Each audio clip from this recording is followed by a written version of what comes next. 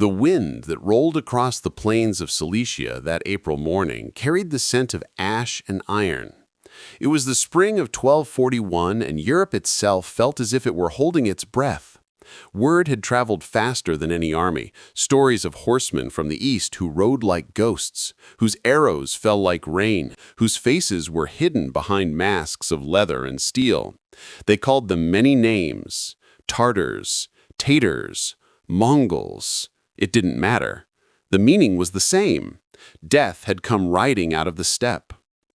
At the heart of that storm was a man named Subutai, the great general of the Mongol Empire, commander of a machine that had already crushed empires and burned cities older than Rome. And now, that same storm had turned its eyes toward the Christian kingdoms of Europe. But on this side of the world, far from the heartlands of Mongolia, far from the towers of Karakorum, another man stood in their path. His name was Henry the Pious, Duke of Cilicia, son of the legendary Saint Hedwig. He was no fool. He knew what was coming. Scouts had already seen the smoke rising from the east. Polish villages, towns, monasteries burned to the ground. Refugees arrived every day, barefoot, broken, their stories too terrible to believe. And yet, Henry believed. He knew this was not a raid. This was something else. This was annihilation. The Mongols had crossed into Europe through the Carpathian Mountains. Their leader, Batu Khan, grandson of Genghis himself, commanded the overall invasion. But it was Subutai who truly pulled the strings, moving pieces across the map like a game of chess. Only he understood. He sent one division north into Poland to create chaos and confusion, to distract, divide, and terrify, while his main force marched south toward Hungary. In early 1241, the Mongols struck Krakow. The city burned, its cathedral collapsing in flames as the sky filled with black smoke. Then they moved on, fast, precise, like a storm that destroyed everything in its path, but never lingered. By the time messengers reached Duke Henry's court in Wrocław, it was already too late to stop them. All he could do now was slow them down, to buy time for Europe to understand what was coming. Henry gathered what forces he could: knights from his duchy, soldiers from Moravia, contingents from Bohemia and the Templars, all who could ride and fight. They were brave men, but bravery was not enough against what was coming. The Mongols were not an army as Europe understood it. They were a system. They moved like water, flowing around obstacles, breaking through defenses, vanishing before retaliation could form. Still, Henry had no choice. If he did nothing, they would sweep through all of Christendom unopposed. So he chose to fight, not because he thought he could win, but because someone had to stand in the way. April 9th, 1241. Dawn broke cold and gray. The field near the town of Lignica was still wet with morning dew. Henry's army assembled under the banner of the Black Eagle. Around him stood the flower of European knighthood, men in gleaming armor, banners snapping in the wind, the cross painted proudly on their shields. Behind them, priests held crucifixes aloft, blessing the troops, calling upon heaven to protect them. To the east, the Mongols waited, silent, invisible in the early mist. They numbered perhaps 8,000 to 10,000, though no one could say for sure.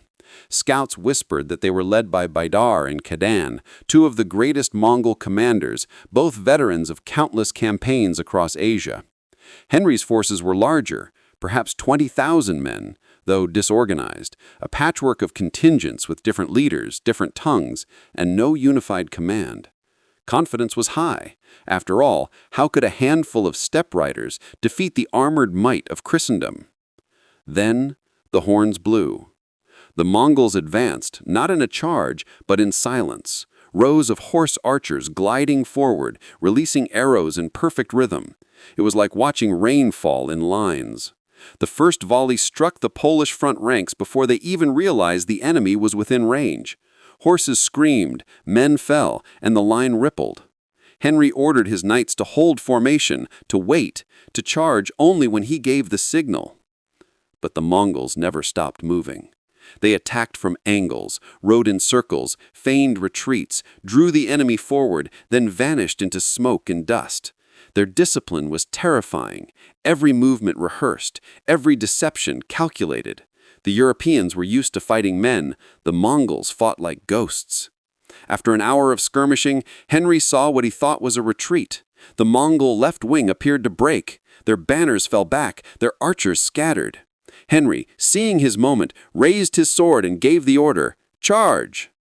The knights roared forward like a steel tide. The ground trembled under hooves, lances lowered, banners streaming.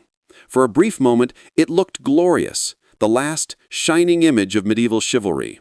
The knights thundered across the plain, cutting down stragglers, driving the retreating Mongols before them.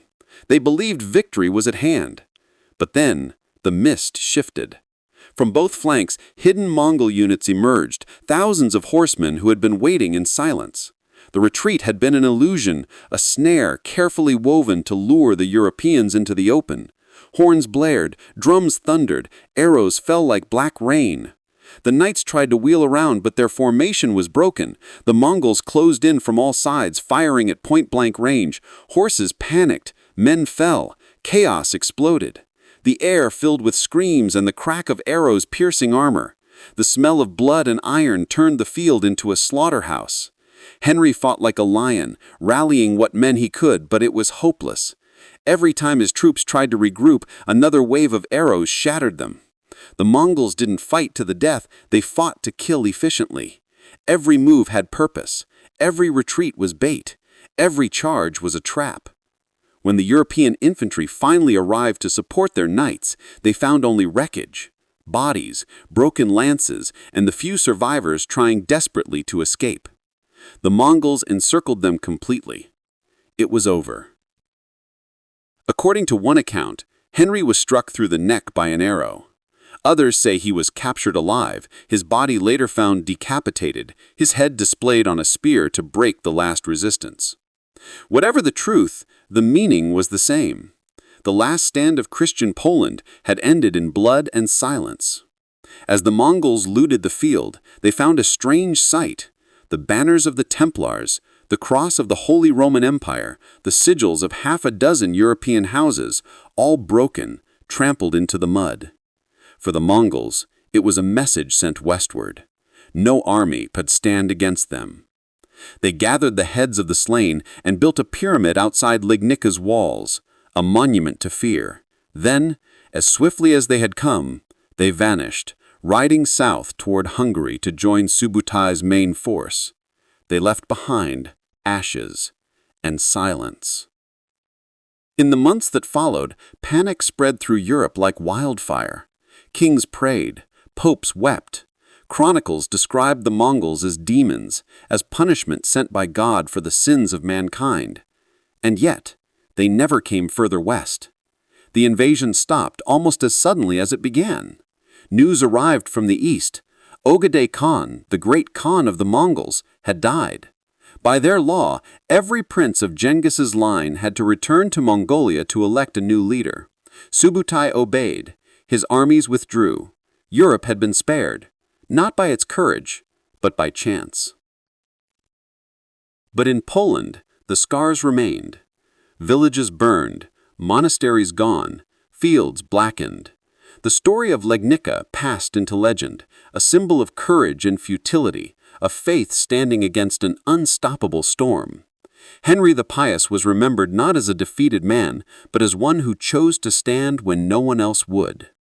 For the Mongols, Legnica was a test, an experiment in how Europe fought, how it responded, how it broke. They learned everything they needed to know. For Europe, it was a warning of what the world beyond the horizon could do, a reminder that civilization was fragile, that empires could fall in a single afternoon. But out of that terror came something else: unity. The kingdoms of Europe, long divided by politics and faith, began to look eastward with new eyes. The Mongols had shown them the cost of arrogance. They had reminded them that even the greatest walls could burn. Centuries later, chroniclers would still write about Legnica, about the smoke that covered the sun, the knights who charged into mist, the cries of men who realized too late that faith alone was not enough. They would write about Henry, the pious duke who rode into battle knowing he would not return, and about the horsemen from the east who disappeared like phantoms as suddenly as they had arrived. There's an old saying in Poland that when the wind blows across the fields of Legnica at night, you can still hear the thunder of hooves, the echo of that day when two worlds collided, one forged in the fire of steppe and conquest, the other in the stone of faith and chivalry. The ground remembers, the earth keeps its scars. History often forgets the names of those who fall, but sometimes their silence speaks louder than victory. Henry's banner, torn and bloodstained, was never recovered. The Mongols left no monuments, no inscriptions, no songs, just silence, and in that silence the story of Legnica endured.